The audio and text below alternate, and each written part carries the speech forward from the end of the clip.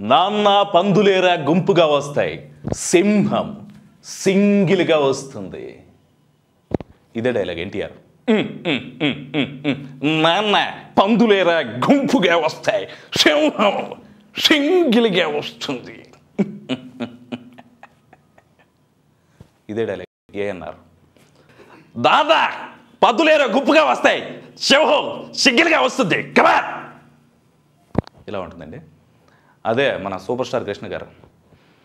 నాన్న పందులేరా గుంపుగా వస్తాయి, సింహం సింగిల్గా వస్తుంది. నెక్స్ట్ సోమన్ బాబు గారు. నాన్న పందులేరా గుంపుగా వస్తాయి, సింహం సింగిల్గా వస్తుంది. రావు గోపాలరావు గారు. ఒరేయ్ నీ తస్సరావుల బొడ్డు, నాన్న పందులేరా గుంపుగా వస్తాయి, సింహం సింగిల్గా ఇలా దూసుకుంటూ వస్తుంది, వేరే చెప్పాలా? గుమ్మడి గారు.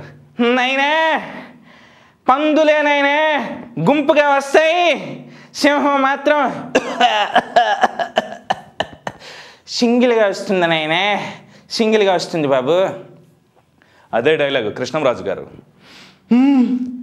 నా యాల్ది రే నాన్న ప్రభాస్గా, పందులేరా గుంపుగా వస్తాయి, సింహం మాత్రం సింగిల్గా వస్తుందిరా, అది నాలాగా. ఏమంటావు? చెప్పరా, చెప్పు. అదే డైలాగ్ జేపీ గారు. ఎదిరా పదులేరా గుంపుగా వస్తాయి, సింహం సింగిల్గా వస్తుందప్ప, జనకలే వస్తావేమిరా పది లెక్క. అలా ఉంటుంది. అదే కళ్ళు చిదంబరం. ఏటనుకున్నారు, పందులే గుంపుగా వస్తాయి, సింహం ఎలా వస్తుంది, సింగిల్గా వస్తుందో గుంపుగా వస్తుంది నాకైతే ఎక్కడి నుంచే నాకే ప్రమాదం ఉంది, పరిగెత్తి పారిపోతాను. అదే డైలాగ్ సుధాకర్ గారు. అయ్యో బిషా పద్దులే గుంపుగా వస్తాయి, సింహం సింగిల్గా వస్తుంది, ఎవరిదో చెప్పుకోవాలి కొయ్య బొర్రు, అయ్యప్ప అభిషా అభిషా అభిషా. అదే డైలాగ్ని మన నాగార్జున గారు చెప్తే ఎలా ఉంటుంది? పందులే గుంపుగా వస్తే సింహం మాత్రం సింగిల్గా వస్తుంది. నాన్నగారు కూడా అలాగే చెప్పేవారు, నేను అదే ఫాలో అవుతున్నా. అదే వెంకటేష్. పందులే గుంపుగా వస్తాయి, సింహం సింగిల్గా వస్తుంది, ఏమంటారు? అదే డైలాగ్ మన రాజశేఖర్ గారు. ఒకటి రెండు పందులే గుంపుగా వస్తాయి, సింహం సింగిల్గా వస్తుంది. రాజశేఖర్ మోడలేషన్ మారుస్తూ మరొకటి చెప్పారు. పందులే గుంపుగా వస్తాయి, సింహం సింగిల్గా వస్తుంది. అదే డైలాగు డబ్బింగ్ చెప్పకపోతే రాజశేఖర్ గారు అలా చెప్తారు.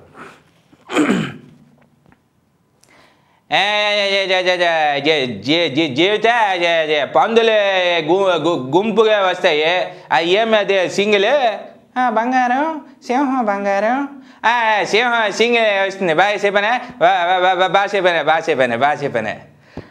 అదే డైలాగ్ని మన మాడగారు చెప్తే ఎలా ఉంటుంది?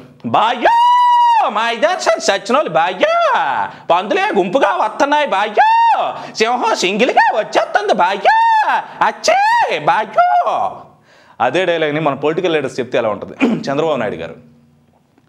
పందులే గుంపుగా వస్తాయి, సింగిల్ వస్తుంది, చూస్తున్నాను. అప్పుడు నందమూరి తారక రామారావు అలాగే వచ్చేవారు, నేను మళ్ళీ అలాగే వస్తాను, మళ్ళీ గెలుస్తాను, తమాషాలు చేస్తున్నాడు, ఆడెవడో నన్ను మిమిక్రీ చేస్తున్నాడు అంట, ఆడంతా చూస్తానని మరోసారి సభాముఖంగా తెలియజేస్తున్నాను.